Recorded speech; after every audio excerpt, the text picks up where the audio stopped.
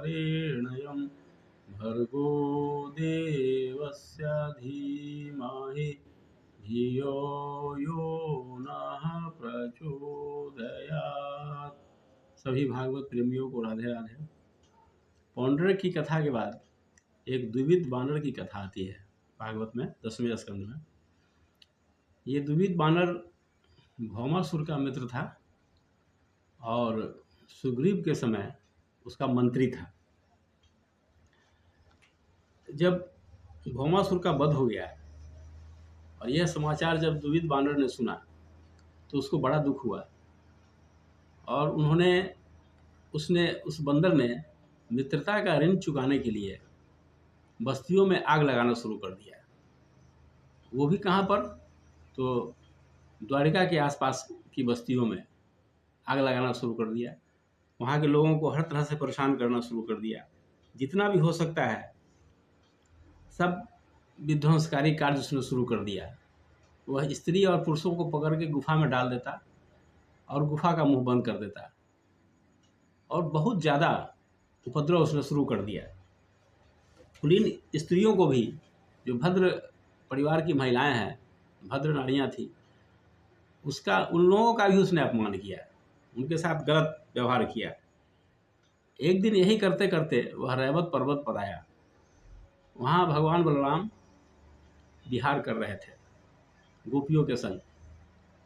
अनेक स्त्रियां थी उनके आसपास और विहार में लगे हुए थे, प्रसन्न भाव थे, बहुत सुंदर वातावरण था।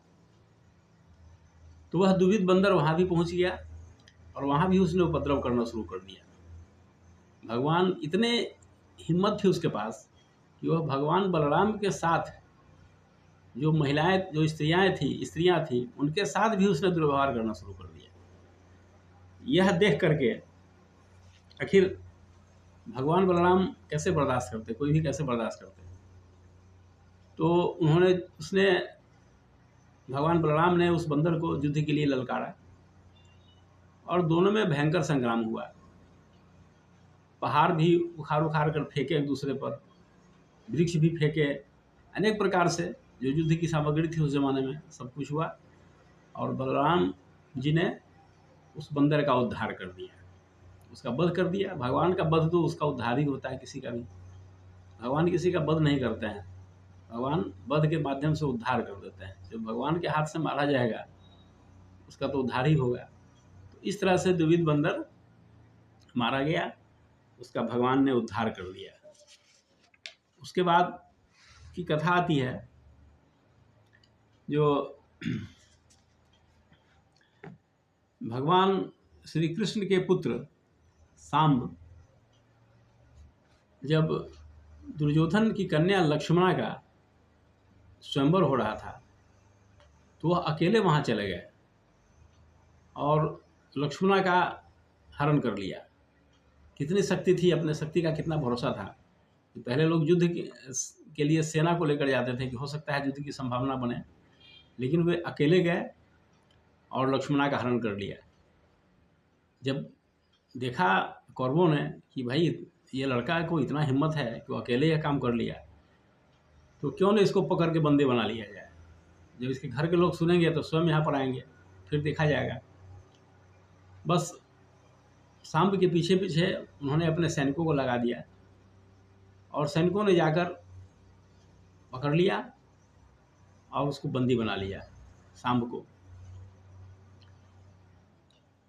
इधर नारद भगवान की भूमिका फिर आ गई।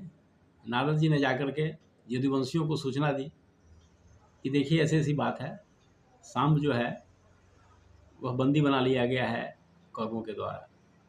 यह सुन करके यदुवंशी बड़े गुस्से में आ गए, लेकिन भगवान बलराम जी किसी तरह से कलह नहीं चाहते थे यदुवंशी और कुरुवंशियों के बीच कि ठीक है अगर कुछ गलती हुआ है तो उसको समेटा जाए। तो दोनों परिवारों के बीच ये युद्ध नहीं चाह रहे थे, किसी प्रकार का कलह नहीं चाह रहे थे। तो वे स्वयं तैयार हुए और हस्तिनापुर की ओर गए, वहाँ रुके और जब कौरवों ने सुना कि बलराम जी आए हैं तो सभी ने अगवानी की, उनसे मिलने आए उनकी पूजा की और बड़े प्रसन्न हुए, एक दूसरे का कुशल मंगल भी पूछा। फिर आगे क्या हुआ इसकी चर्चा हम अगले एपिसोड में करते हैं। मेरा प्रयास अगर आपको अच्छा लगता हो तो आप मेरे चैनल को सब्सक्राइब कर सकते हैं, शेयर करके नई पीढ़ी को सुना भी सकते हैं। अगर अच्छा लगे तो आज इतना ही, धन्यवाद।